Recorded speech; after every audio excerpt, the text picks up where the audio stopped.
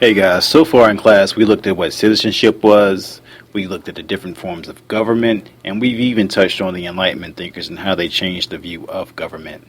This video is going to be a quick overview of the early form of colonies and how they grew and how they were established.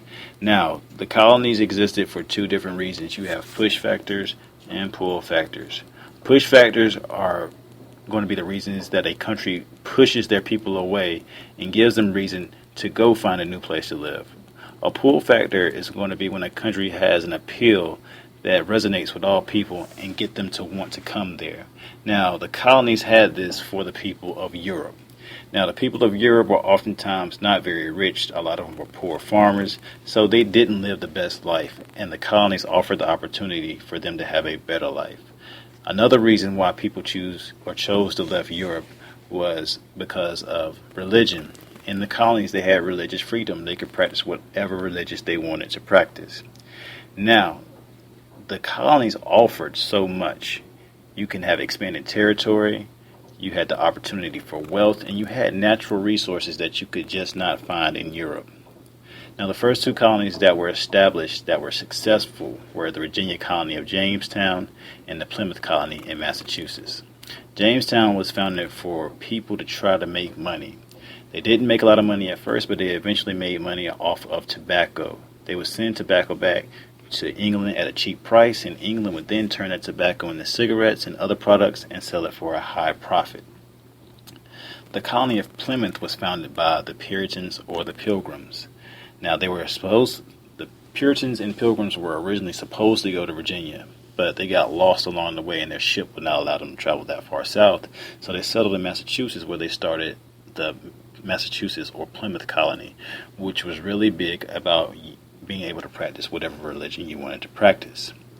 Now, originally all the governments were set up to where they had an agreement or a charter with the king, where the king would directly control what goes on with the colony. That really didn't work out too well.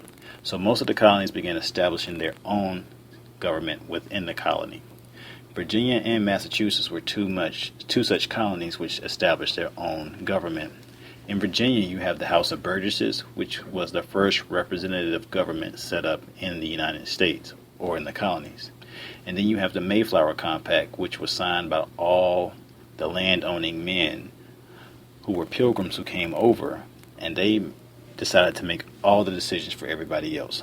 All the men. Women didn't matter, children didn't matter. They weren't considered citizens, they didn't have any voice, so only the men mattered. So they had the direct democracy in which they would meet together in town hall meetings and decide what would happen.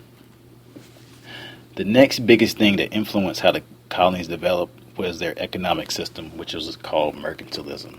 In mercantilism, you would have a mother country like England to establish a colony and get them to give them natural resources at a cheap price, whereby the mother country would make more money. So, mercantilism is a system that's based on the belief that colonies existed in order to increase the mother country's wealth.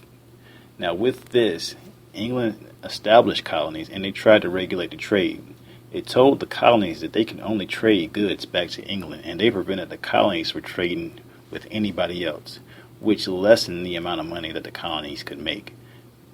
When they lessened the amount of money the colonies could make, that thereby increased the amount of money in which England could make. So if you look at this diagram, the colonies are sending tobacco back to England at a cheap price. They can't send this tobacco back to anybody else. But then England is making this,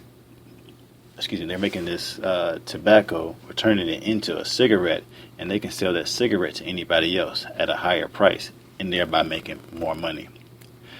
So, the reasons behind people leaving Europe and what they had to do when they got to the New World is a strong influence on the way that the colonies would develop and how they would turn into the United States. So they had an economic system and a government system that was in place that people did not like, and this is going to lead to the changes that we will see later on in history.